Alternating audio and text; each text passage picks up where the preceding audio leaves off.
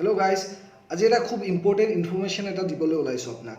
Actually মোৰ তাত কেইদিনমান ধৰি পেলাই কেইটামান কল আহি আছে, মানে কয় যে কলটো ৰিচিভ কৰাৰ লগে লগে কয় মই বেংকৰ পৰা কৈ আছোঁ আৰু আপোনাৰ ATM কাৰ্ডটো ব্লক হৈ আছে। চ' ব্লকটো খুলিবৰ কাৰণে আপুনি আপোনাৰ কাৰ্ডৰ নাম্বাৰটো কওক, মানে ব্লা ব্লা ব্লা, মানে কাৰ্ডৰ ডিটেইলছটো আল্টিমেটলি সিহঁতক লাগে। মানে এইটো একদম নাম্বাৰ 1 স্কেম হয়। কাৰ্ডৰ নাম্বাৰটো শ্বেয়াৰ কৰাৰ লগে লগে সিহঁতে যিমান টকা আছে সেইটো একাউণ্টত গোটেইখিনি লৈ যাব বন্ধু। মোৰ তাত কল আহি আছে, আপোনাৰ তাতো আহিছে চাগে। যদি অহা নাই তেন্তে সতৰ্ক হৈ যাওক, সাৱধান হৈ যাওক। এই কলটো আহিলে যাতে আপুনি সিহঁতৰ চিকাৰ নহয়। এইটো এটা বহুত ডাঙৰ এটা জাল চলি আছে অসমত। মানে অসমটো সিহঁতে টাৰ্গেট কৰি লৈছে যেন পাইছোঁ, কাৰণ মোৰ যিমান জানা মানুহ আছে বা যিমান ফ্ৰেণ্ড চাৰ্কেল আছে চবকে মানে সুধিছোঁ মই, কোনোবা এজনে মানে কৈছেই যে এই কলটো আহিছে সিহঁতেও এইটো প্ৰব্লেম ফেচ কৰি আছে।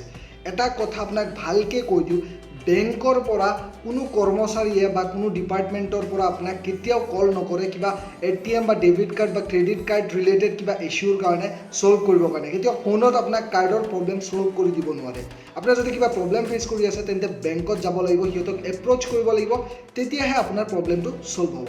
চ' বন্ধু, সতৰ্ক হৈ যাওক, সাৱধান হৈ যাওক। যদি এনেকুৱা কল আহিছে তেন্তে আপুনি সতৰ্ক নিশ্চয় হৈছে চাগে, আৰু যদি হোৱা নাই বা কল অহা নাই এতিয়ালৈকে তেন্তে আগলৈ আহিব পাৰে। চ' সতৰ্ক আৰু সাৱধান হৈ যাওক বন্ধু। আশা কৰোঁ এই ভিডিঅ'টো আপোনালোকে ভাল পাইছে। যদি পাইছে তেন্তে প্লিজ ভিডিঅ'টো লাইক কৰি দিয়ক, আৰু এনেদৰে ইম্পৰ্টেণ্ট তথ্যজনক কথাৰ বাবে আপুনি প্লিজ মোৰ চেনেলটোৰ তলত ছাবস্ক্ৰাইব বটনত ক্লিক কৰি কিনে ছাবস্ক্ৰাইব কৰি দিয়ক, আৰু ছাইডত যোনটো ঘণ্টি আছে তাতে ক্লিক কৰিব।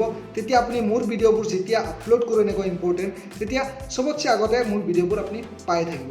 চ' বন্ধু, আৰু এটা কথা, এই ভিডিঅ'টো আপুনি যিমান পাৰে শ্বেয়াৰ কৰক, যাতে অসমৰ সকলোবোৰ মানুহ সতৰ্ক হৈ যায়, সাৱধান হৈ যায় এইবোৰ স্কেমৰ পৰা, নিজৰ কষ্ট কৰি উপাৰ্জন কৰা পইচাসমূহ বচাবৰ কাৰণে সক্ষম হৈ যায়। চ' বন্ধু প্লিজ এই ভিডিঅ'টো যিমান পাৰে শ্বেয়াৰ কৰক।